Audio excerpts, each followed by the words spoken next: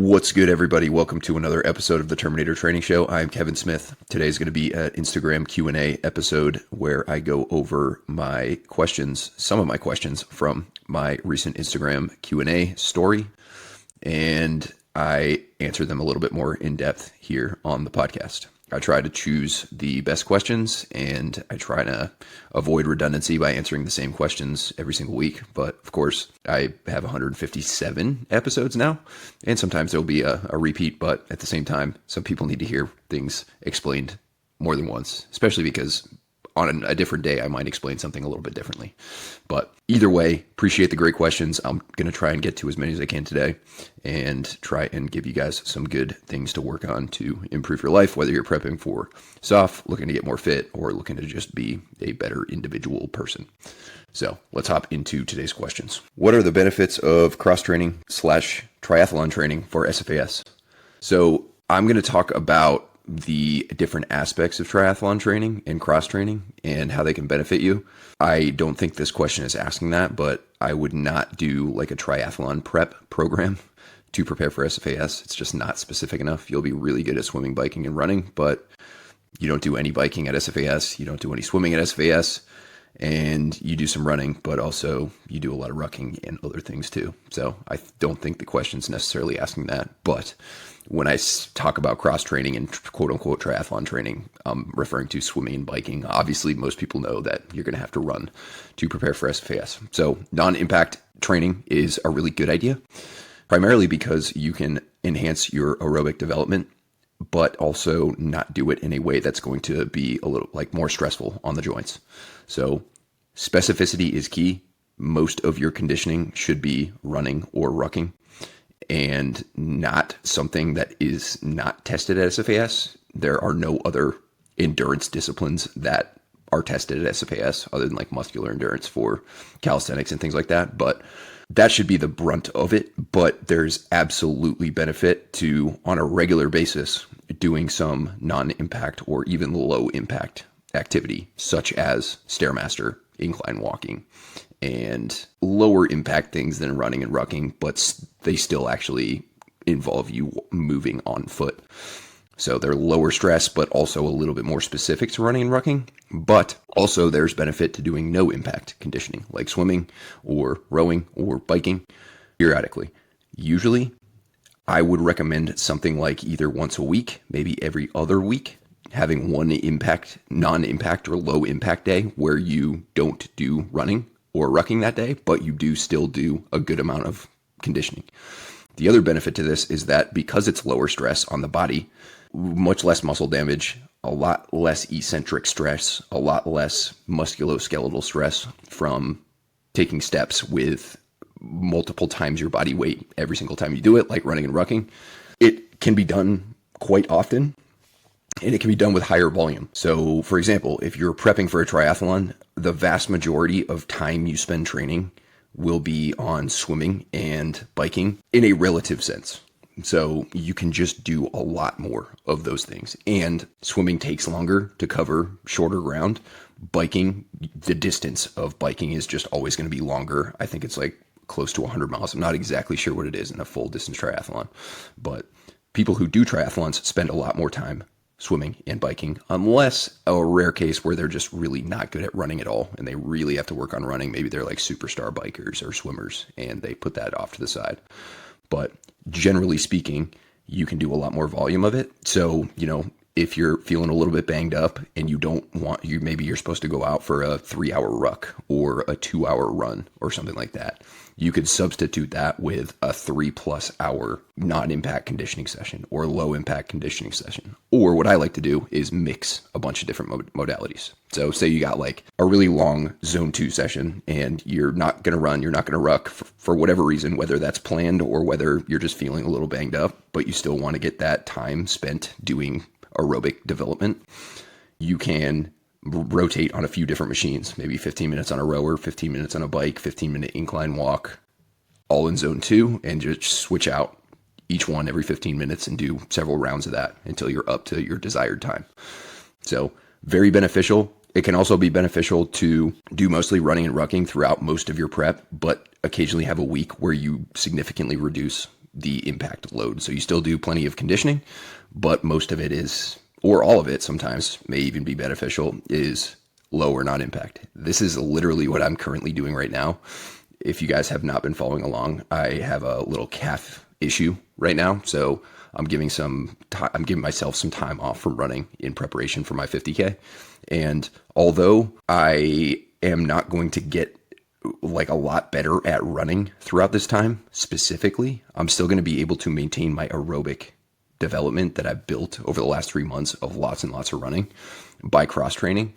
And assuming things go well, assuming things go to plan, my calf is kind of like iffy. It's more of like a day-to-day thing. So I'm not sure how long I'll have to do this, but assuming all things go to plan, I shouldn't really lose all that much running ability once I get back, because I'll still have the aerobic conditioning for it, but it'll be all about managing load and impact and tolerance.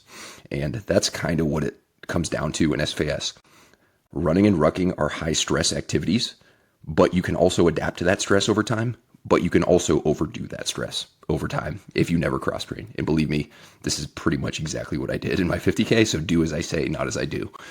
But it is definitely important to periodically do it or to intentionally do it when you feel like you need it. And I would absolutely recommend doing it. Is there a specific thing that really works super duper well, especially for SFAS prep? I would say more specific things would be Stairmaster work or incline walking.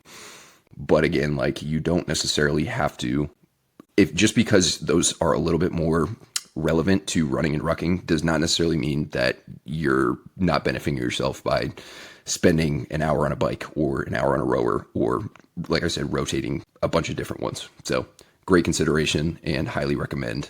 How you do it is kind of up to you. Next question, why are you not a fan of BYOP?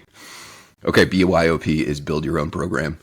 And I am not a fan of most people doing that, because overall, I've never seen a program that was not created by a fitness professional that I would consider, I wouldn't say reasonable. I've seen some reasonable programs, but I would not consider them like optimal. Like, if you want to get the best possible results, I would follow this program. No, I haven't seen it personally in my life. And I've seen a lot. And I've also seen a lot of fitness professionals create programs that I wouldn't recommend following too. So there's that. Here's the deal. In order to create a very beneficial and effective program, you need to have lots and lots of knowledge. So you need to spend years, probably decades, close to, gathering knowledge. You need to do a lot of trial and error. You have to try a lot of other people's programs. Like, I personally have probably bought 300, 400 different programs and followed them. Not all the way to a T, but I've at least looked at them. I've at least tried them out. Most of them, not all of them. Some of them I see and they're just dumpster fires, but that kind of shows me what not to do. But I've spent the last 20 years of my life obsessing over this stuff. And I still am not like a perfect programmer. I think I'm a very good programmer compared to most other people in the fitness space, especially the tactical space. But still, like, I would never claim to have it all figured out. And I am still a work in progress. So, and that's me. And I've done that for the last, again, couple decades.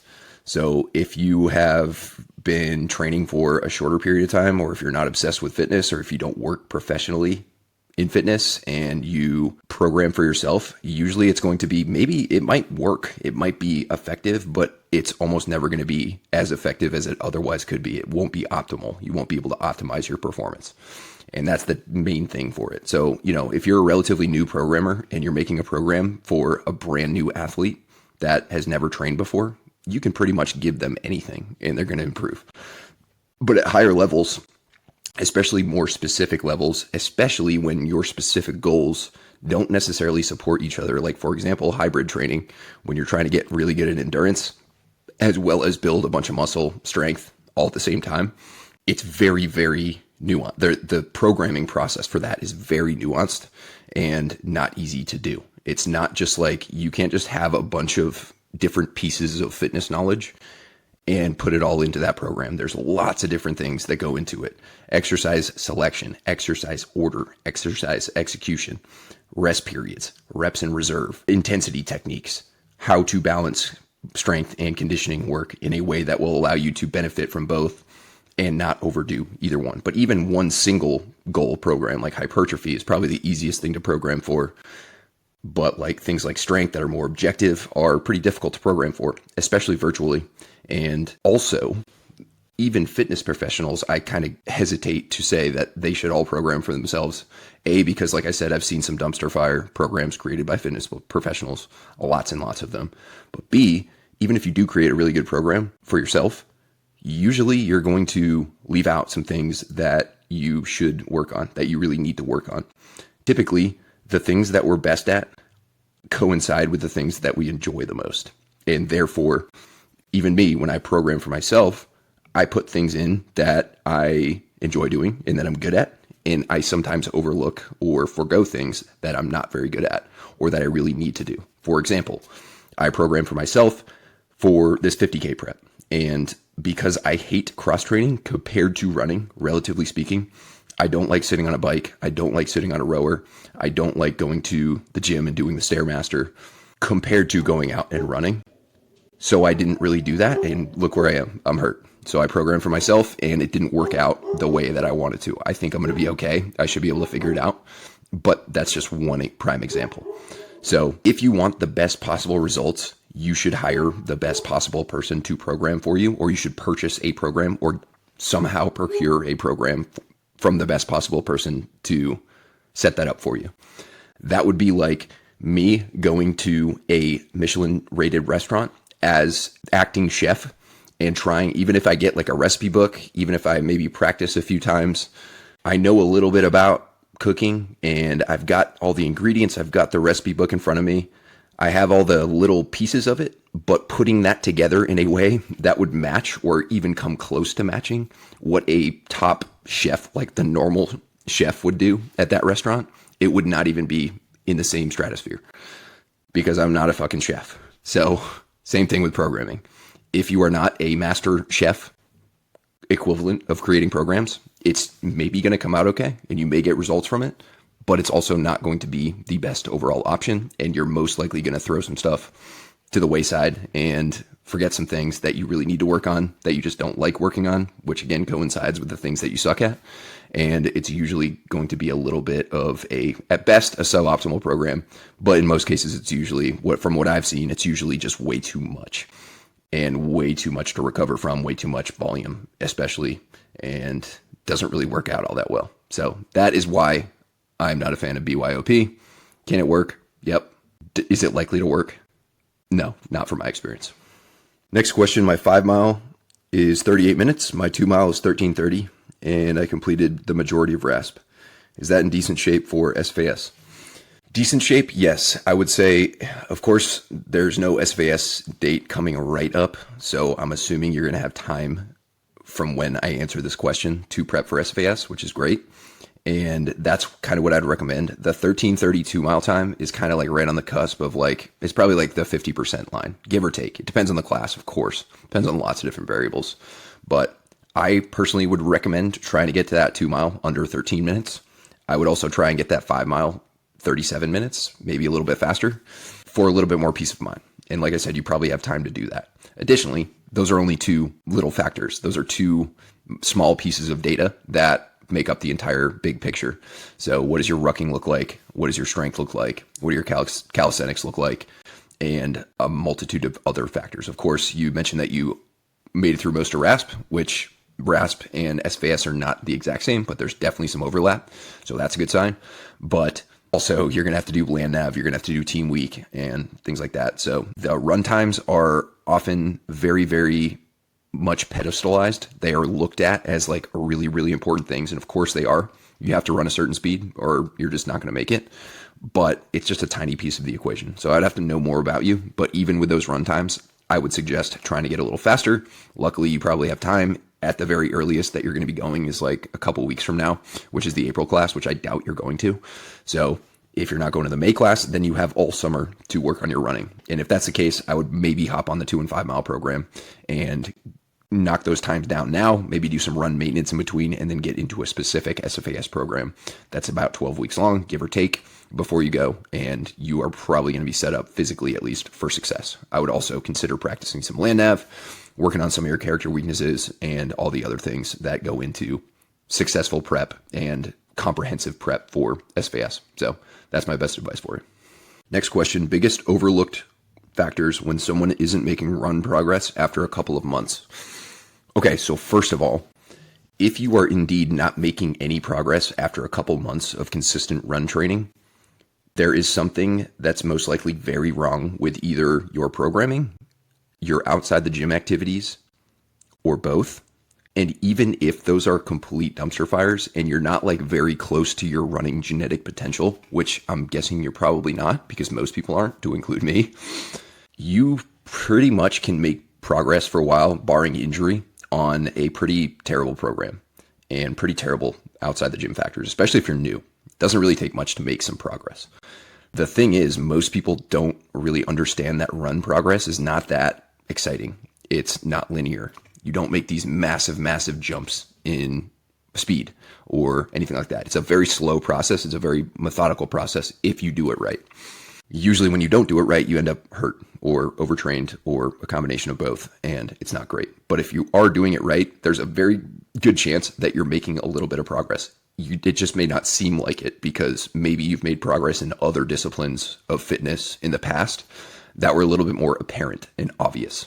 So assuming you're not suffering from an underlying health condition or some other thing that is not super obvious to you, the chances are that you've likely made progress over the last couple of months. A shorter plateau, maybe a week, 2 weeks, that's kind of normal. Or like I said, if you're very, very advanced and you have made tons and tons of run progress in the past and you're kind of hitting that genetic limit where like every little detail matters, that's one thing as well. But most likely you're probably making progress. You're just not giving yourself enough credit for it. But even then, you probably could make some more progress. And I would definitely make sure that you hop on some sort of running program if you really want to make run progress. Again, assuming you're not injured or you have some other underlying health issue, the main issue is most likely run programming or what you do outside the gym or what you do for other training or a combination of all those things. So that would be my recommendation on that one. Definitely really look into the fact of whether you're making any progress or zero progress at all. And if you're making zero progress at all, definitely time to intervene with one of those areas. Next question, are you still doing one-on-one coaching? If so, how would I go about contacting you? Yeah, so I chose this question only because I want to clarify some things. Right now, I am working on some things in my business to eventually be able to help more people in the future because I get lots and lots of applications and I unfortunately just can't help everyone. I'm only one man. I don't have any assistant coaches and I take my one-on-one coaching very seriously, but I am trying to make it so that I can help more people through the creation of a group coaching program as well as some other programs, some other PDF programs that will be out in the future. But that stuff takes a while behind the scenes. So right now I'm actually trying to reduce the size of my one-on-one coaching roster and therefore my wait list is just going to be longer, unfortunately.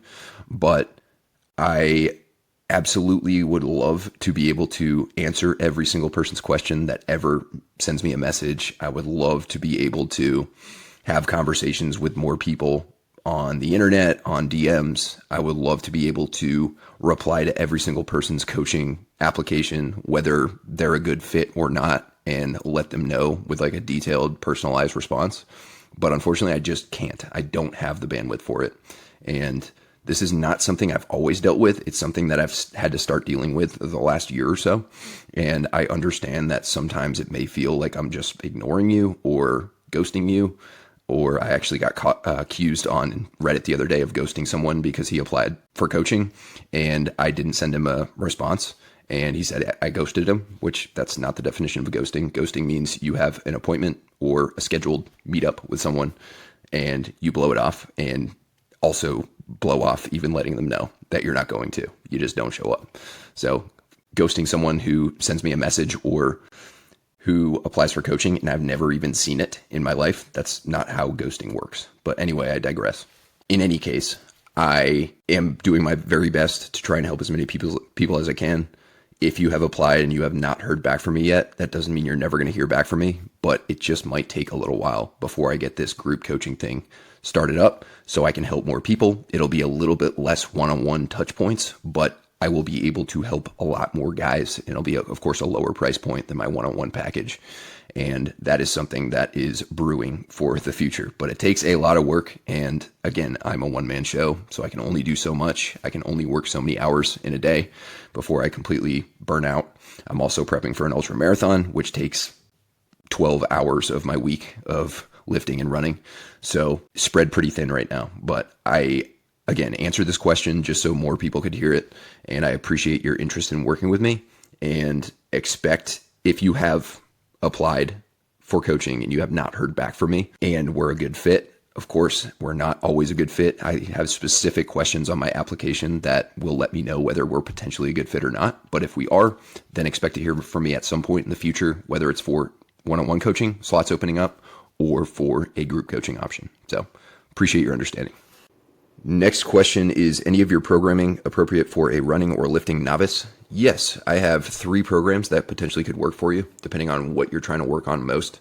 So Kickstart is a beginner-friendly lifting program, as well as Time Crunch. Those are my 2 most beginner-friendly programs. They're not just for beginners. You could follow them as a more advanced trainee, especially if you're kind of limited on time or you're limited on equipment. They're both relatively low equipment, basic garage gym equipment friendly, but those are for sure kind of intended for more novice individuals. The 2 and 5 mile program, if you're looking to really emphasize your running for a little bit, jumping right into the program, probably not a good idea, but the program also has a base phase at the beginning. So what you could do is, if you're, again, this is like if you're more running biased, or if you really want to improve your running more than your strength, but you still will, especially as a novice, get stronger and more jacked from this program, you could hop on that and just run the base phase for as long as you need until your base is built. It's all explained how to do that in the program. And then you could follow the lifting from that same program. Or, and I'm not just saying this because I want you to buy more of my programs, but you could also just follow the base phase and do the lifts from, say, Kickstart or even Time Crunch. If you're really crunched on time, you want to get like frequent but really short workouts in. And then once your base is built from the base phase of the 2 and 5 mile, then you could hop into the 2 and 5 mile. That would be another option. And it really just depends on kind of what you're going for. But the Kickstart and the Time Crunch don't have a running bias to them. Kickstart has 0 conditioning in it. Time Crunch has a little bit, but it's not a running program. So consider that. But any of those programs are definitely appropriate. And then once you follow a couple of those, or even once you follow maybe 2 and 5 mile all the way through, including the base phase, you could pretty much hop on any of my programs. Obviously, there's a risk and there's a skill and technique requirement for certain movements, like there just is, and they take practice. They take a lot of practice. But all my programs are based on your ability. So I'm never going to tell you you have to lift a certain weight or you have to run a certain pace. It's going to be you have to lift a certain weight based on your own ability, based on RPE, based on percentages, based on reps in reserve. That is completely on you. It's not like a universal, you have to lift this much or you have to run this 6-minute mile pace for your tempo runs or anything like that. It's based on your current abilities. So once you get a little bit more experience with the running and the lifting, build that base, build a good foundation of execution on the main compound lifts that are included in really any of those programs, then you can pretty much venture off to Jack Gazelle version 2, hop on T850, or potentially a program that I'm coming out with here in the future. So that would be my best recommendation. Next question, do you have any program recommendations for the first 1 to 3 months post Ranger School? Yes, I probably would take a couple weeks where you're not really doing all that much, especially no impact stuff. You can get back in the gym and maybe do some full body lifting, get used to the lifts again. I would say, depending on what your goals are for the next few months, like if you're going to a school or a selection or something in the future, I would absolutely not take too much time off and start easing back into training, but easing back into training being the key word. You could pretty much follow any of my programs and manipulate your own intensity, the RPE / reps in reserve that you hit for any lift, and be all right. None of my programs are excessively high volume.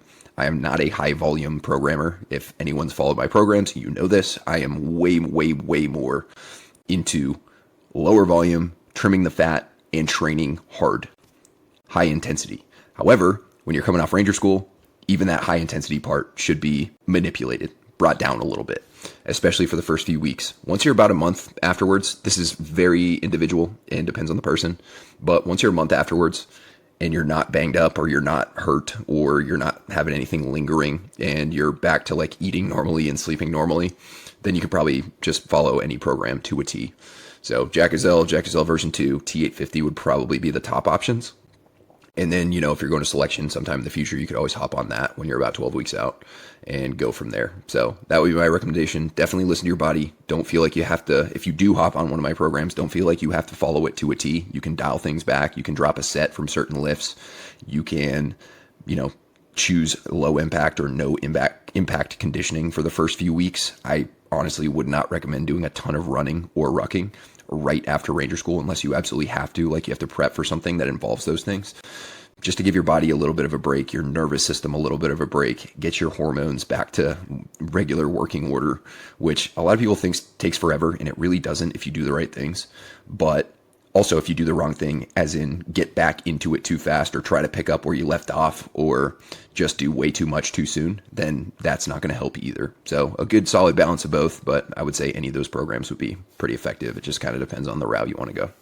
Next question, thoughts on frequent use of assault bike 30 to 45 minutes in zone 2 while lifting regularly. I think this is a great option.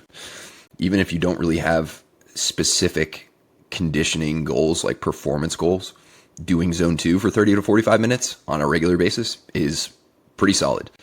Ideally, in a perfect world, you'd probably do a couple of 30 to 45 minute sessions throughout the week, maybe one even a little bit higher intensity. So maybe some air bike sprints, 10 to 30 seconds, and then rest, and then repeat for anywhere between 8 to 15 rounds, just depending on where you're at. I would start low, maybe even start with 6 and go from there. And then have one session where you're going a little bit longer. So maybe you're lifting 4 days a week. On Saturday, you do like a longer assault bike session or air bike session, or really anything. You can use any piece of cardio equipment, or go back to an earlier question where I said you can mix things up and do a bunch of different ones. So really any conditioning, regardless of what your goals are is going to be healthy. It's going to be good for your mental health, your physical health. It's going to be great for your recovery. It's going to allow you to do more volume in the gym. It's going to allow you to do higher rep sets without gassing out. It's going to allow you to recover faster between sets, and it's going to allow you to recover faster between sessions. So recovery is largely aerobic, and the better your aerobic fitness is, the faster you're going to recover in general. Of course, you can overdo it, but if you're doing 30 to 45 minutes zone 2, you could literally do that every day. And so long as you're not a complete nightmare outside the gym, like not sleeping, not eating, not hydrating, and so on and so forth, you're probably going to be good to go. And as long as you're not doing insane amounts of lifting volume too. But zone 2 is definitely low stress, and that's pretty short to do zone 2, which is why I recommend at least one longer session to get really the enhanced benefits, all the different mitochondrial benefits, fat burning benefits, not losing fat, but using fat for fuel. Very, very important for performance as well as health, being metabolically flexible.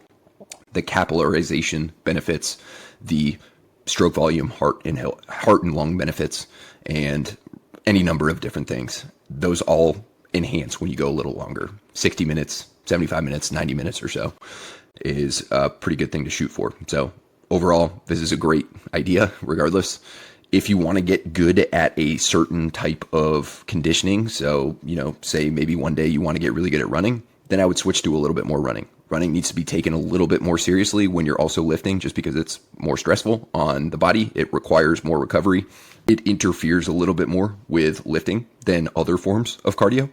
The air bike is very low skill, but that does not mean it's a bad thing. It's a great option for so many people. I've been using it a ton this week to maintain my aerobic ability while I'm injured. And yeah, it can also be very brutal too if you do higher intensity stuff and really push it. So great option overall. Next question, do you have a program for SMU selection? SMU selection, if I were to make one, it would be for Delta 4 selection, and it is definitely in the queue. It is not next, but it is in the queue. The main reason that I have not made that program yet is only because only about 190 to 200 people per year go to selection. So the demand is just, relatively speaking, not there compared to the other programs that I've made. For example, every single SFAS class, of which there are 7 per year, 300 plus people go. Although once in a while it's a little less. Sometimes it's a little bit more. So it's just a higher demand for that.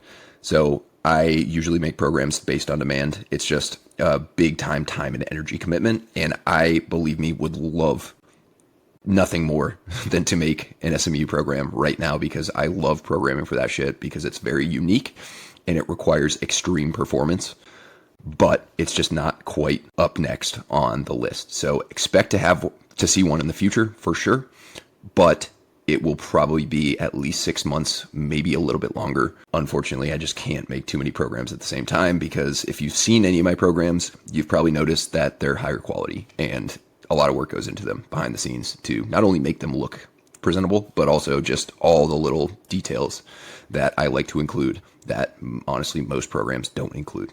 So that is kind of what I'm dealing with. But best of luck. If you have questions, hit me up with a DM. I can absolutely give you some recommendations on how to approach it. I have coached a couple guys through SMU prep, and I obviously did it myself a few years ago. Not a few years ago, 7 years ago now, but thanks for showing interest. Next question, what is your resting heart rate? Also, could you make a post, not a story, of how to avoid injury in group? All right, so my resting heart rate is usually 44 to 46. It was like 47 to 49 before I started ultra prep, and it's gone down a few beats per minute. But there's a lot of genetic factors in that. Some people have lower resting heart rates that are not as fit as I am. Some people have higher resting heart rates that are way more fit than I am.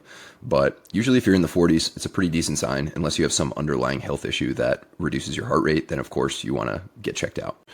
But can I make a story on not getting injured in group? It's actually one of my most popular posts ever. I made a post on how to avoid ending your soft career a broken mess. That's what it was called. And I also made a YouTube video on it. So I'll link both of those in the description and you can check those out. I don't like to go about life, whether you're in SOF or not, thinking about how can I possibly avoid injury? Because oftentimes when you have that mindset, it's kind of like a mindset of more fragility than it is a mindset of going and crushing things. There's certainly some things that you should consider to be smarter about your training and make it effective, but also less likely to cause injury. But I don't like that mindset necessarily. However, even though it's a different title and it's a slightly different message than the exact thing that you've requested, it should absolutely give you a really good toolbox to consider certain things like overarching principles that are going to make it so that you are as effective as possible. You improve your physical ability as much as possible. You recover, you think, you perform really well in your job, but also you don't do it in a way that just destroys you and messes you up throughout the end of your career as well as afterwards. But instead of thinking like, how can I avoid injury? How can I train in a smart way that makes me better? And oh, by the way, when I do that, I'm also less likely to become injured or mess myself up. There are certain things in SOF that are just inherent risks of injury that have nothing to do with like decisions you're making or training. Like you could jump out of a plane with super high winds under a static line chute and come in like a sack of bricks and fucking hurt yourself, especially if you're a bigger dude. And that's like not really in your control. There are certain other things. You could get blown up. You could get shot. You could, acute traumatic injuries happen all the time. But there are lots of decisions you can make outside of those things that can kind of make or break how you feel throughout your career as well as afterwards. And I can assure you, regardless of how long you're in the military, there's a lot of life to live afterwards. So always consider that. But I would check those two posts out, and that should give you a pretty good idea of some overarching principles on staying healthy and doing your best not to fuck yourself up. Next question, if I run a 13:32 mile at elevation, Fort Carson, will that be good enough for SFAS? For the 2 mile day one PT test, that's like 1% of your entire selection chances. Yes, it absolutely should be unless you have a really, really bad day. When you're running 13:30s at elevation, I would expect to be all things equal. So you run a really good day at Carson 13:30. You prepared well for it. You were well rested for it. You were ready and primed to perform, and you got a 13:30 there. Say that exact same thing happens here at Fort Bragg at sea level, maybe even below sea level, honestly, but definitely not much more than like a couple hundred feet above at the highest.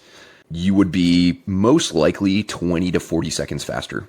It depends on a lot of different factors, of course, but the fact that Carson is like 7,000 feet, 65 to 7,000 feet, give or take, that is well over a mile. And usually it's about 1 to 2% improvement per 1,000 feet above sea level. So that would be I'm not going to do this math in my head because I suck at math and I'm not going to do it live on a podcast, but 7,000 feet, multiply that by 1 to 2, and that's about how much faster you should be. Again, lots of different variables that can go into it. You are probably not going to be very well rested by the time you get to the PT test because the day before that, you show up super duper early to bank haul on a Monday morning, and then you do a bunch of in-processing stuff, and then the following day, you do a PT test. And so you are going to probably have eaten some MREs. You're probably going to have not slept great the last couple of nights.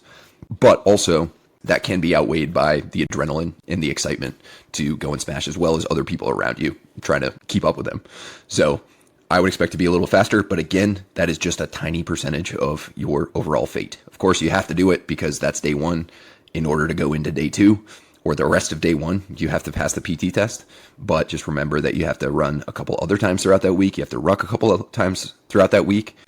And oh, by the way, you have land nav after that, and then you have team week after that. So always remember that.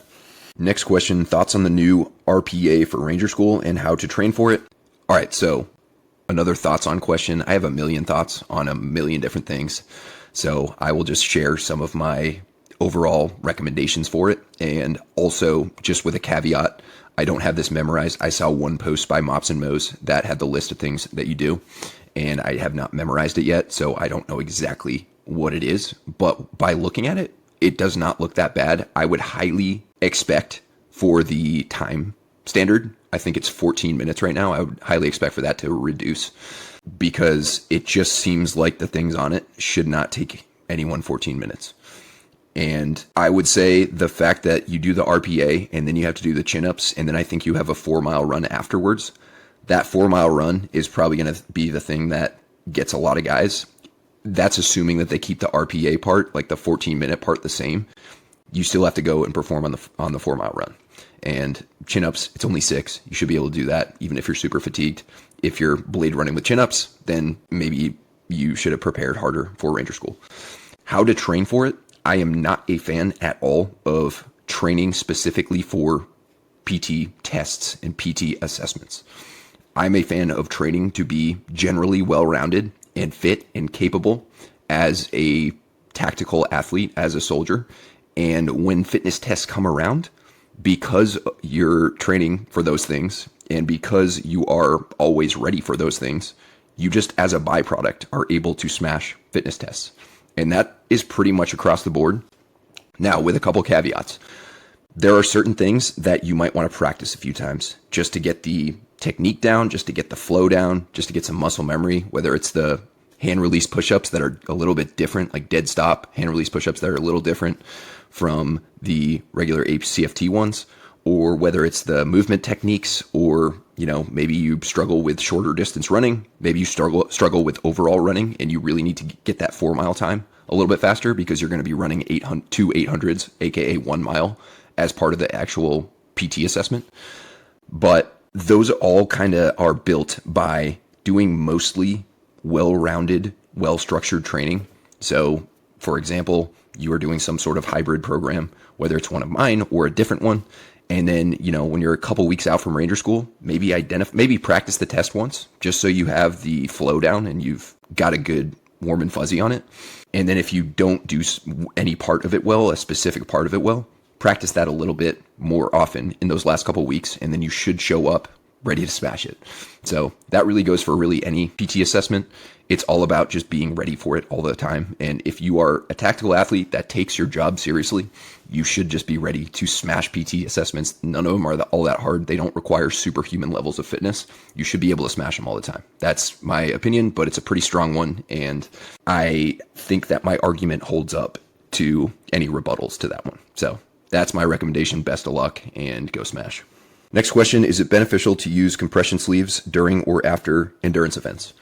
So, yes, it can be. However, most of the data on this is mechanistic, not outcome based. So essentially what that means is they study all of the different things that occur inside your body.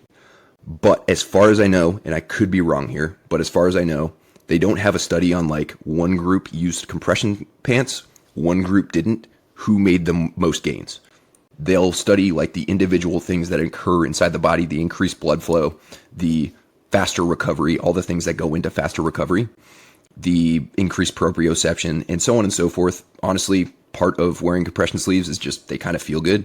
And although that's not really like a scientific thing, like this works, doing things that feel good, especially when they're not really that detrimental, they don't have many downsides, sometimes is worth considering. So because of the lack of outcome-based data, I can't say for sure that, you absolutely should use compression pants or else you're going to leave gains on the table. But I also wouldn't say that by using compression pants, you're not potentially benefiting yourself. I personally wear compression pants. I have 2 pairs of 2XU compression pants, and I've had these. They're more expensive for sure, but I've had these since I was prepping for CAG selection back in 2018, and they still work just fine. I only wear them probably once or twice a week after long runs or after really hard runs, especially runs on pavement, to kind of enhance that recovery process. But I personally feel like they make me feel better the next day. And honestly, whether or not there's outcome-based data to support my decision to wear them, I don't really care because I feel good and I don't feel any downsides of them. The only real downside is the 2XU ones are by far the best that I know of. By the way, I wear them after I train, not during. That doesn't mean you can't wear them during your training. Usually compression sleeves like on the calves are some people, or compression socks people wear during training.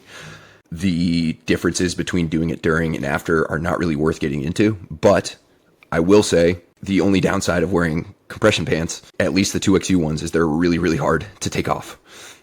They go on pretty easily, but they're a pain in the ass to take off. I usually end up cramping like in my calf or my foot or something like that when I'm taking them off, just because they're so tight and they're, honestly really effective compression.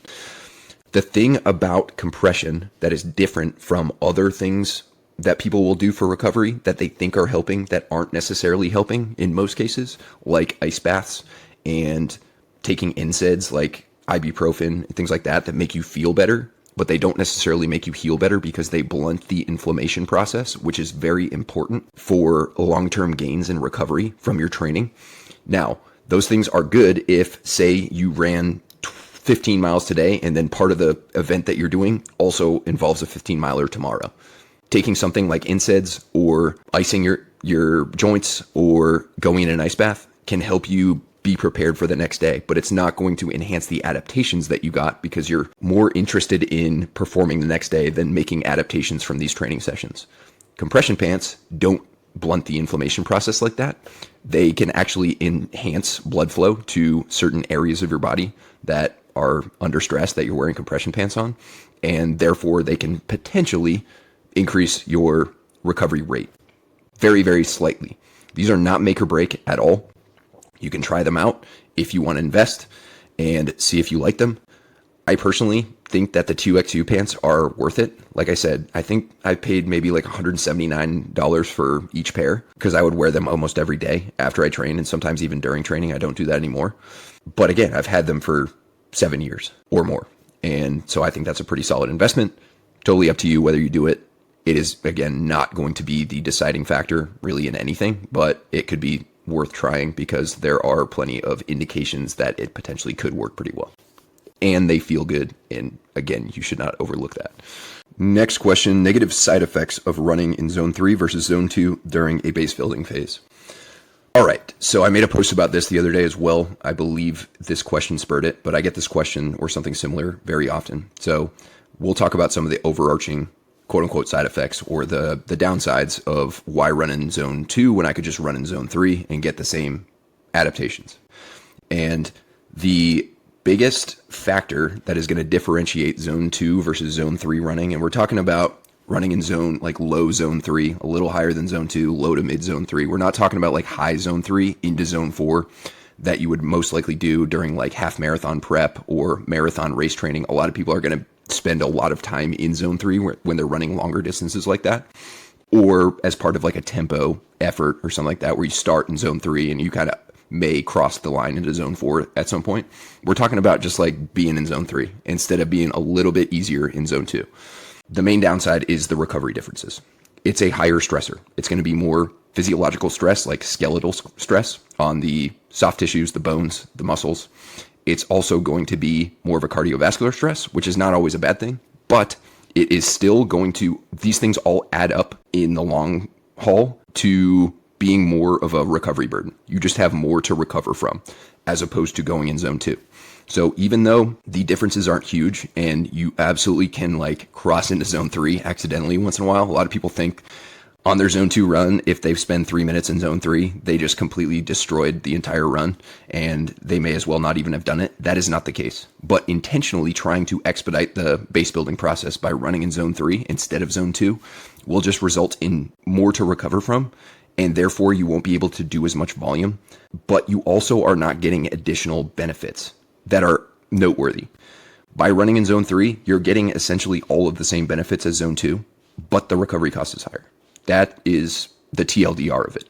So you're going to be able to do more zone 2. You're going to be able to recover from more zone 2. It's going to interfere less with your other training. And it's also going to be more effective long-term at building your base just because of all those things compounded over time. So again, don't freak out if you run in zone 3 for a second or 2 or a couple minutes on a long run. And there are definitely use cases for zone 3 in certain situations that I talked about earlier. But during a base phase, trying to expedite it by running in zone 3 is not what I would recommend. Next question, can I improve running by smashing cross training due to sore, overworked calf? I feel your pain, dude. Can you improve? It depends. If you are a pretty novice runner and you haven't made a lot of running gains and you have to take some time off and you are very stringent and meticulous with and consistent with your cross training, then yeah, you might get a little bit better at running. However, if you've already made a lot of run gains and you have to take some time off and you have to not run at all for a while, depending on how long it is, if it's a few weeks at least, you're probably going to lose a little bit of run gains. Only because, not because you're less aerobically fit, but that whole specificity thing, you're just not going to be as used to running. You're not going to have made those adaptations that are specific to running throughout that time. And therefore, you're going to lose a little bit of skill. Your mechanics are going to be a little off. Your tolerance to impact, your tolerance to mileage is going to be a little bit lower when you first start, especially coming off an injury, which you want to consider anyway, easing back into it and not just going right back where you left off that got you hurt before. All basic, like, reasonable things, common sense stuff usually to consider, but it's going to take you a little while to redevelop those things. But by a little while, I mean maybe a third to at the most a half of the time that you took off. So say you take 6 weeks off from running and you just do cross training, you're very consistent with it, you really maintain, if not build, improve, enhance your aerobic base throughout that time, but it's just not run specific. It might take you 2 to 3 weeks to get back into the swing of things for running. As opposed to if you take 6 weeks off and you don't do any conditioning, then it's going to take you a lot longer because you're going to have to rebuild that aerobic capacity, not completely from the ground up. It doesn't take, it takes a lot longer than 6 weeks for it to go away completely, but you'll lose quite a bit and you'll have to rebuild not only your aerobic capacity, but your running ability. So definitely a really good idea to cross train. Are you going to get better at running throughout that time? Most likely not, unless you're brand new and you have a lack of aerobic development, and therefore doing more is going to increase it. But it's also not something to worry too much about, so long as you are doing the right things and not trying to rush back into it too soon, and you don't put yourself in a situation where you're just going to re-injure yourself the first week back, which happens a lot, and it's unfortunate, and you definitely want to really listen to your body and ease back into it. As I get back into my running, which actually today I'm going to do a run on like really soft sand, just a short one. I am going to make some content about how I go about it, just to give you guys like some idea of a good way to reintroduce running, especially because before I got hurt, I was running my last week before I was kind of getting hurt over a period of time. It was just building on itself before I stopped and said, okay, screw it. I'm not going to run anymore for a little bit. I was up to 63 miles the previous week. So this will be my reintroduction. I only have 3 weeks till my ultra, so it'll be a little bit different than it would look like if I had 3 months or 4 months or 5 months until my ultra. But I will do my best to share some content on how I go about it, just to give you guys a little bit of guidelines. Next question, 2 and 5 mile program or Gazelle 1.0 if running is by far my biggest weakness. I have 1 year. Yes, I would do both, but not at the same time. So I would probably start with, if you have a decent base, or if you don't have a base, you could follow the base phase, of course. If you don't have a base, by the way, the 2 and 5 mile program is probably a good idea because it'll actually have that base phase built in that you can follow, and then you can get into the actual program. Gazelle does not have a base phase. Gazelle assumes that you already have a base. What I would do, since you have a year, I would probably start with a 2 and 5 mile, make some really good run gains. You can't just do speed improvement blocks over and over and over and over again for a full year without any time off, without just hitting diminishing returns at best or hurting yourself at worst. So you want to work in and out of these like very intense running speed blocks. And I would consider 2 and 5 mile to be a pretty intense running speed block. You're going to make serious running gains, but the first time you follow it is probably the most gains you'll make on it. And if you just continue to follow it over and over again, it's probably going to be overkill. So what you could do is do the 2 and 5 mile, base phase if you need it, then go into Gazelle, then maybe go back on the 2 and 5 mile, or maybe go into Gazelle version 2, or you could do basically any of those things in a different order, assuming you have a base, and kind of rotate through those programs. Or you could do 2 and 5 mile and then hop on T850 for a little while, see if you like that, and maybe hop back off. And then as you're about to go and do whatever you have to be good at running for, you could do the 2 and 5 mile again, and you make great gains from it because you'll have time off from that stimulus. You still will absolutely improve your running on Gazelle or version 2 or T850. It's just less running biased. So you'll improve more things, but with less of a delta. So just consider that, but nothing wrong with rotating through different programs. And I would say overall, the answer to this question is yes. It just kind of depends on what order you want to follow them. And of course, you can follow programs more than one time. I just would not necessarily do them back to back. Next question, best push-up program. Mine stay the same regardless of how much or how little I do. All right, so I'm not going to get into like the best push-up program because unless you don't care about any other fitness discipline in the world other than push-ups, then just following a push-up program is kind of impractical. Adding push-ups to your program, that's a good idea. Additionally, I will challenge you and say that there is zero chance that regardless of how little or how many you do, you don't get any better. If you don't believe me, test yourself on a max set of push-ups. Take the next 6 weeks off from any sort of push-ups and then see where you're at. I almost guarantee you're going to be a lot lower than you are because you did a lot fewer push-ups. So I highly doubt that that is what you're trying to say. And if it is, then that's just doesn't make any sense. It's not actual fact. How to improve your push-ups? Any number of different things. 1, consider frequency. Of course, you want to consider specificity. So if you're trying to improve hand release push-ups versus regular push-ups versus like weighted push-ups versus deficit push-ups, specificity is key. So the one you're trying to improve the most is the one you should do the most, but that does not mean you have to only do those types of push-ups. You can do other types of push-ups. You can do other pushing exercises, but always specificity is key. A lot of people jump in here and they say, oh, I just started doing weighted dips and close grip bench press and incline press and overhead press and my push-ups went up. Maybe they did, but that's not the best way to improve your push-ups. The best way to improve it is to be very specific and do lots of push-ups. What I would do is probably start by increasing frequency. So if you're doing push-ups twice a week right now, do 3. If you're doing push-ups 3 times per week, do 4. And also you want to consider intensity. You want to consider how you set them up. You also want to consider what your goals are. So if your goals are, for example, to get 60 hand release push-ups in 2 minutes, you want to practice doing push-ups at that speed. And you want to give yourself the stimulus to adapt to doing them under fatigue because you're going to be fatigued later on in the set. But at the same time, another thing that people fuck up is they do max sets of push-ups all the time. They just try and max out every single time they do push-ups in hopes that their number's going to go up. That would be like me trying to max my mile time by just running a mile as hard as I can every time I train instead of actually training. That's just testing. It's not training. So I would consider maybe one day you do, say, this is just an example. There are many different ways you could split this up. Say Monday, you do hand release push-ups timed sets. So maybe you start with 3 sets of 45 seconds. Then maybe the next week you add 15 seconds to one of those 2 sets. Then maybe the next week, another 15 seconds to another set or 2, and so on and so forth. On that day, you are practicing doing the push-ups at a certain pace that you're going to want to do on the ACFT. So for example, if you get exactly 1 rep every 2 seconds on the ACFT, you're going to max it. You're going to get 60. There's 2 minutes to do it. With a little bit of buffer room, 1.75 seconds per rep. So you're doing 15 to 20 reps or so every 30 seconds. You're going to give yourself some buffer room. But also, another thing people mess up, and I'm getting really specific on hand release push-ups, but people will go really, really fast, almost like they're doing regular push-ups and trying to use that stress shortening cycle at the bottom. So make sure you're working on pace. And this can be the same thing if you're doing it for regular push-ups.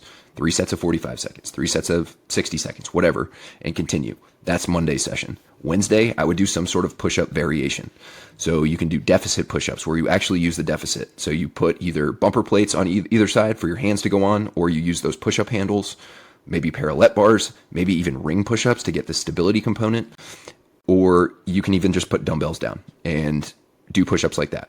Another advantage to that is they're more growth promoting. So you're going to get more of a stretch at the bottom if you use it. A lot of people will do deficit push-ups, or they'll create the deficit, but they will just go down as if their chest was touching the floor. There's no point really. So that day you do a push-up variation of some kind, and you probably do more of a hypertrophy, like lower rep range stimulus there. So you could either do sets of 8 to 12 or maybe 15. Or you could even do a lot of sets with low reps. So like 12 sets, 15 sets of like 6 to 8 reps or something like that. So you're still getting a lot of volume. You're resting short periods of time between those sets, but you're still really working on that push-up assistance work. And then maybe Friday, the last day you do push-ups of that week, maybe you do a density set. So a density set could be anything from like, I'm going to do this many push-ups as fast as possible. And you want to choose like a higher number than you're capable of doing in one set. So say right now you can do 50 push-ups in one set before you have to break. Your first density set, maybe 70. So you do as many as you can, rest a short period of time, do as many as you can, rest a short period of time until you rack up 70 reps. And then maybe the following week you try and beat that. You try and get there faster or with fewer rests. And then maybe the following week you go up to 80 and so on and so forth. Or you could do a density set in time. So as many push-ups as I possibly can in 4 minutes. And you just crank out as many push-ups as you can in that 4 minutes, resting as needed. And every time you do it, you try and get more reps in that 4 minutes. Or maybe eventually you add 30 seconds to it. It's 430. Those are both good examples of density sets. Of course, you also want to do other push training, but you don't want to do too much push training. Honestly, most males have done way too much push training in their entire lives because everyone loves a good chest day. And so they don't need a ton of push volume compared to the volume that they've neglected in other body parts throughout their training career. But you still want to do some other things. You want to do some pressing with dumbbells, barbell, machine, whatever it is, and go from there. So a million different ways to skin a cat. But going back to your question, your push-ups will improve if you do the right things in a reasonable way and stay consistent with it. And they will get worse if you do 0 push-ups. That's just not how it works. So just remember that as you go. Next question, please talk about ketosis, intermittent fasting, and how it relates to performance goals.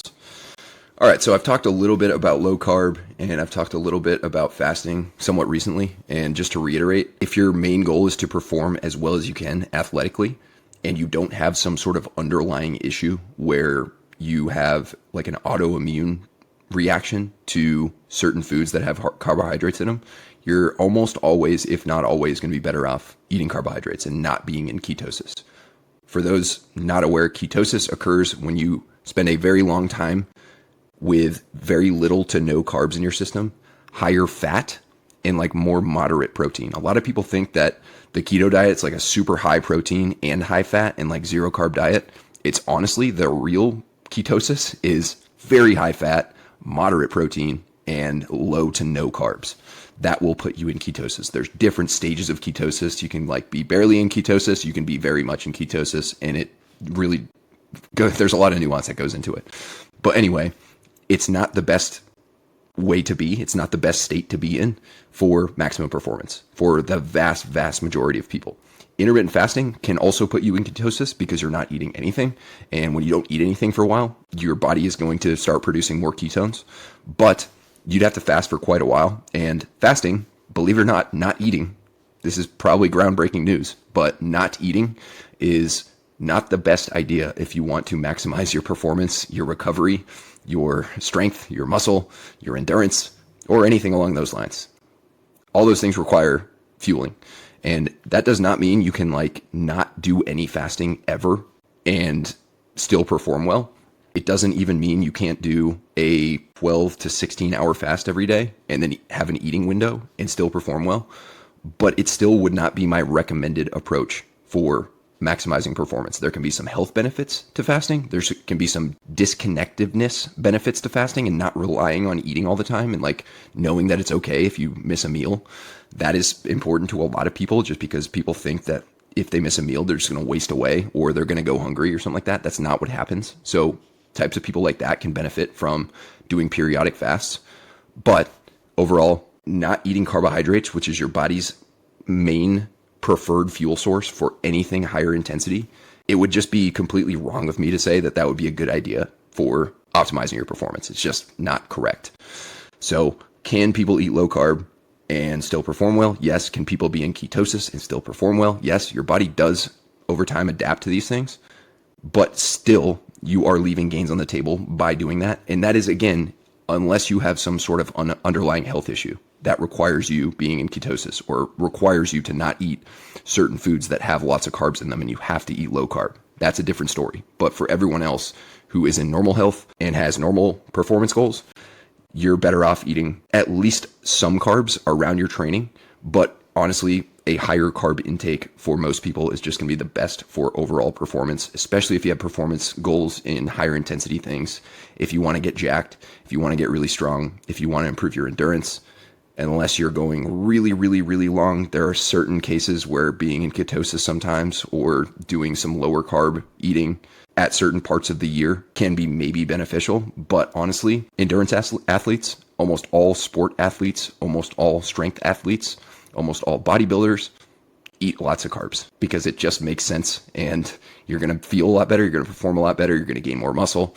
And that would be what I recommend. So off limits, not necessarily, but I highly suggest not getting down the ketosis rabbit hole or doing anything excessive with intermittent fasting because it's just not more beneficial than eating plenty of carbohydrates to fuel your performance.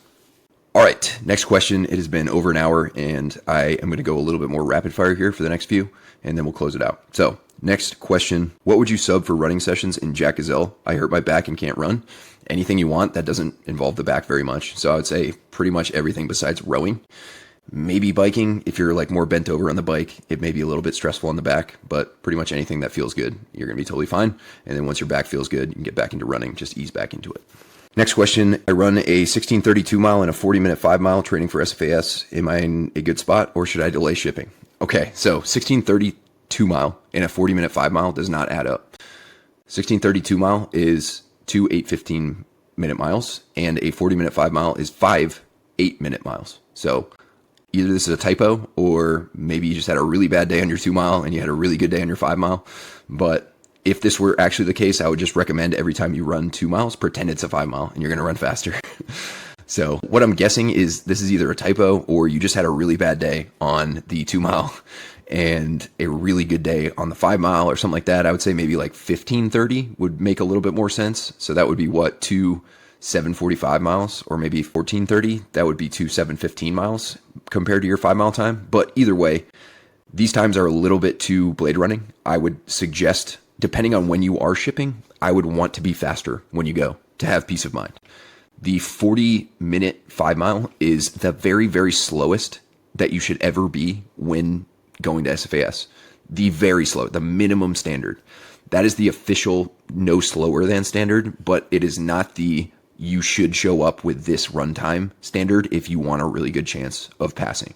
40-minute 5 mile just indicates that your overall fitness levels, especially on your feet, running and rucking, are just not quite there. Of course, some people, maybe you're really good at rucking somehow, but this is kind of just an indicator that you might need a little bit more. You probably do need a little bit more overall aerobic development and running development in particular. So depending on when you're shipping, you asked if I should delay shipping. If you're going to the April class, yeah, absolutely. Honestly, if you're going to the May class, absolutely. Unfortunately, the next class after May is not till September because they don't do August classes anymore. But I would much rather go very confident in my running ability. And to become more confident, you have to get a little faster between now and when you go. than to go and be like, ooh, I hope so. And honestly, these times, especially the 2 mile, if it's a real time, but I think it's, again, a typo, they're just not quite there yet. So I would definitely suggest getting a little bit faster. If you got time, which hopefully you do, I would hop on the 2 and 5 mile program, because guess what? Those will enhance your 2 and 5 mile time and also ensure that you're running a faster 2 mile than a 5 mile for your per mile split. Next question, how to keep rucking when dealing with blistered feet? Yeah, so there's a lot of different things you can do for foot care. I personally, it depends on your timeline. Right now, if you don't have a rucking event that's like coming up that you need to continue training for, and you can't take a week or 2 weeks off from rucking, then you probably should just take a couple weeks off from running and let your blisters mostly heal. And luckily, unless you just tore your feet up really, really bad, if you got like hot spots or like really minor blisters, that part of your foot is going to be more tough in the future, most likely. Not always, but that's usually how it works. So next few times you ruck, as you get back into it, as long as you're not going crazy long, like you didn't finish off with like a 10-mile ruck, and then next time you ruck after a couple weeks off, you go 15 or 20, you ease back into it reasonably, your feet should be more and more adapted and tougher over time. It's almost like building a callus on your hand. It's actually very similar to building a callus on your hand, because your feet do become calloused over time with the right exposure. Now, if you need to train, like you can't take any time off from training, or you have a ruck event or timed ruck coming up and you have to do it and you already have blisters, different story. That's when I would go to some sort of foot care technique, whether you are using moleskin, Leuko tape, 2-tom sport, a combination of certain things. I would check out TF Voodoo's website, Dr. David Walton's website. He's got a really good foot care tutorial and breakdown. I will try and link that in the show notes if I remember. But that would give you some good ideas of how to kind of mitigate the damage that you've already done.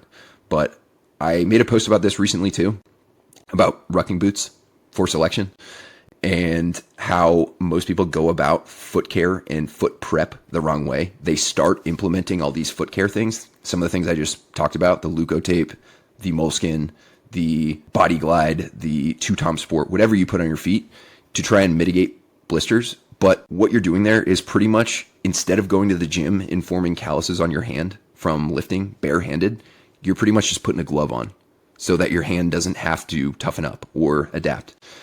You're almost like putting a Band-Aid on the situation. What you want to do is slowly and incrementally toughen your feet up by slowly and incrementally increasing your ruck duration, increasing your ruck volume, and in a reasonable manner, not a crazy manner like a lot of people do. Like, oh, I'm going to do a 3-mile ruck, then a 6-mile ruck, then a 9-mile ruck, then a 15-mile ruck.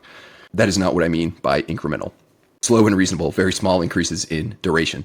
And that is going to toughen your feet up. You can do things like get your feet wet and go for a ruck. Now, that's not necessarily a must do. Your feet are probably going to get wet anyway, especially if you're sweating and you're training in the summertime. Your feet are going to naturally get sweaty. And that is going to further allow you to adapt to those conditions, because guess what? When you do rucks, your feet are usually going to sweat, and sweat is wet, it's moisture, and it can increase the friction inside your boots and therefore cause blisters if you're not used to it. But you want to do your very best to avoid these things in the first place. That way you don't have to do all these crazy foot care things. I personally have never, ever, ever put moleskin on my feet or Leuko tape or 2-toms, because I've always put myself in a situation where I've already created all these necessary adaptations on my feet, on my skin, in the exact boots that I'm going to be training in or that I'm going to be performing in. So my feet are very used to them. The boots are broken in, my feet are broken in. And so I never really had any issues with blisters. And a lot of people think that's crazy and far-fetched and not true. Literally, I had one blister from rucking in my entire career. And it was because, I've told this story before, but it's been a while. But on the second to last night of the long walk, Delta selection, I left my trusty old school Nike boots, which by the way are the best boots ever for rucking in my opinion, next to the fire, and the entire soles just ripped off the rest of the boot, like completely off. So I had to use my backup boots that, oh, by the way, I had not used the entire time at selection. I hadn't used them since I was training up. Every so often I wore those backup boots for train up, and those were the only boots I had access to that were serviceable. So I had to wear them, and my feet weren't used to them. And I got a blister on my right heel during the really long walk that they do at the end of that selection. And that's it. After that, that was my last time rucking at that selection, luckily, so I didn't have to manage it. I didn't have to treat it. I just let it heal. But that is kind of the reality of what is possible. You can get your feet to where they're pretty much fucking indestructible. Most people just don't go about it the right way because they start using these Band-Aids way too soon. And like I said, it's just like wearing a glove in the gym so that your hands don't get messed up. That's kind of the backwards way to think about it. So tips for you right now. I know I said it was going to be rapid fire. I just went on a rant right there, but this is an important point. Check out Voodoo's foot care guide. He's also got it in his book as well. And if you have to ruck in the next couple of weeks because you have something coming up, that'll give you some good ways to manage that issue. Next question, is it possible to train for an ultra marathon when on an ODA or SEAL team? Yeah, absolutely. There are certain times in the training calendar where it would make more sense to really go hard for ultra prep. But there are guys in group in probably the SEAL teams. I'm not experienced with SEAL teams, but I'm assuming this is a thing that run 40 miles a week, 50 miles a week, 60 miles a week on a regular basis. So even if you don't prep for an ultra marathon necessarily, but you're running 50 miles a week, you're probably going to do just fine. Depends on how long the ultra marathon is. Anything over 26 miles is an ultra marathon. So a 50K is usually the shortest marathon. That ultra, that's 31 miles. If you're running 50 miles a week and not really specifically training for an ultra, and the ultra happens to be 100 miler or longer, that's probably a different story. You probably want to get your mileage higher and train specifically for it. But even certain parts of the year, certain parts of the training calendar, at least in group, there's more time to train. So, if you have that really good base, say you run on an average week, 40 miles a week, and you sign up for an ultra 2 months away, 3 months away, you have a really good starting point. You can increase that mileage a lot more reasonably, get to a higher overall training mileage. Mileage is not everything, by the way, but it is definitely a factor for longer runs and shorter runs if you want to maximize performance and minimize injury risk. But you'll have time to do that. You'll have the ability to do that because you have such a strong base, and you just need a little bit more specificity and a little bit higher volume, and it can be done. Then again, there are certain times where your training calendar is probably not going to favor prepping for an ultra marathon or running high mileage at all. And those would be the times to maybe take a look at your calendar and be like, hey, is this going to detract from my ability to do my job?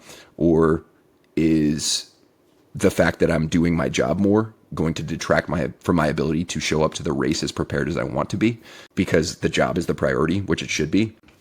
Then maybe that's a time where you want to, push it to a later date or something like that. But absolutely can be done. It is done by a lot of people a lot. So next question, I got a 1 year return date, got dropped on the STAR course. How would you structure 1 year out if you were top 25% in gate week? All right. So obviously fitness was not your issue, because you were finishing top 25 in the rucks and the runs, which is great. That being said, maybe you could shoot for being top 10% next time. So honestly, you have plenty of time. What I would do is, since you didn't make it through like the entirety, so you're probably not as beat up as you would be if you went through the rest of the STAR course as well as team week. Actually, you probably got dropped after the STAR course. So basically you didn't do team week, which is a very stressful week. The fact that you didn't do it means that you're a lot better off right now, and you're going to be more able to get back into training right now. I'm assuming you went to the recent class. But anyway, I would identify some of the things you were weaker at. So maybe you finished top 25% in the rucks, but you were like closer to top 10% in the runs. Maybe focus a little bit more on rucking, although that is such a long period of time where you don't have to focus heavily on rucking, especially ruck speed. You should have a ruck on at least once a month, maybe every 2 weeks or something like that. But you can largely just focus on maintaining / building your running base, getting stronger if you feel like you were a little bit weaker than some of the other candidates, focusing on some strength. But for a while, you just want to be pretty well-rounded with your training. You don't have to be specific for selection until, for you, since you're already really fit, till you're probably 8 to 12 weeks out again. And then you can start getting very selection specific, much like you did before. But that time from now until when you start that selection specific prep, you can enhance a lot of different fitness attributes.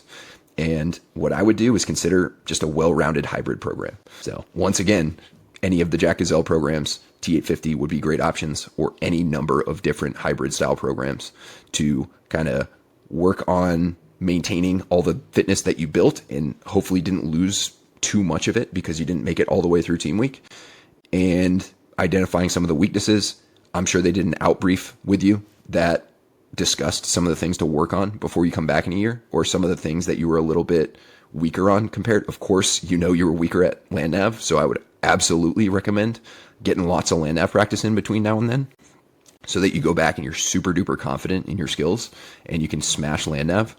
And yeah, aside from that, like, you're in a really good position. And by the way, I know I say this a lot, but lots of great Green Berets go to selection twice, and usually the second time's a charm. Not always, but you're going to be in a much better position going back, especially if you really nail down that land nav between now and then. Next question, do you recommend listening to music or motivational podcasts while running? I personally listen to while I'm running, unless I'm doing some cross training, like if I'm in my driveway on my bike or on my rower and doing really easy stuff, then I'll listen to like a regular informative podcast. Or when I'm out running easy, I'll listen to a regular informative podcast. When I'm doing higher intensity running, I don't listen to anything. I like to be very, very focused on what I'm doing, just because it's a slightly higher risk thing than it is to do sprints on an air bike, for example, or a rower.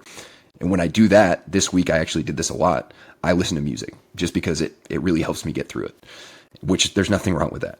So motivational podcasts, you can do that. I don't really know any like specific motivational podcasts, but I would take advantage of this time, at least some of it, at least when you're doing lower intensity stuff and you don't really need that music to like get you ramped up, which can be music can be very valuable for that reason. But also, like, you don't have to get super jacked up for like a long 2-hour run. That is 2 hours where you could listen to a podcast or an audiobook on like 2 speed or 1.75 speed, or 2 podcasts or 2.5 podcasts, whatever it is, and gain a bunch of new information and knowledge. So that's usually what I recommend. Music sometimes great, but it kind of is up to you. And also I think it would be a good idea to sometimes not listen to music, especially when you're doing more skill-based or higher risk stuff like speed work. Just being very, very present and focused on what you're doing without any distractions, whether it's a podcast or music, is a good idea. But sometimes throwing music on, throwing a podcast on, totally fine. It kind of is personal preference. Next question, protocol for heat acclimation, big change in climate from RI to NC come spring. Yes, absolutely. And that is an upcoming single topic episode that I will be doing in the next month or so. So stay tuned for that. I did make a post last week. I will link this in the show notes that you can check out, and that'll give you a good idea of how to start going about it. But stay tuned. I will talk a lot more in depth here soon. All right, last question for today. Ooh, this is a good one. If you could only pick 5 supplements to take daily, what would they be and why? So just keep in mind, like, not everyone needs the exact same supplements, but I'm going to try and make these a little bit more universal. Like, this could help a lot of people regardless of what you've got going on. The best way to supplement is based on lab values, so you can tailor it to yourself. And there's a lot of different issues that can be remedied or at least mitigated with supplementation, proper supplementation, but these are just more appropriate for more people. So I would take some sort of omega-3. I take spoken EPA, high EPA and DHA fish oil capsules. And also I have a discount code for spoken. I'll link that in the description. But fish oil for many, many different reasons: inflammation, heart health, mood. Basically, unless you eat a lot of fatty fish like salmon, mackerel, sardines, almost everyone can benefit from taking more fish oil, especially if you're active, athletic, and you train a lot. So that would be number 1. Creatine.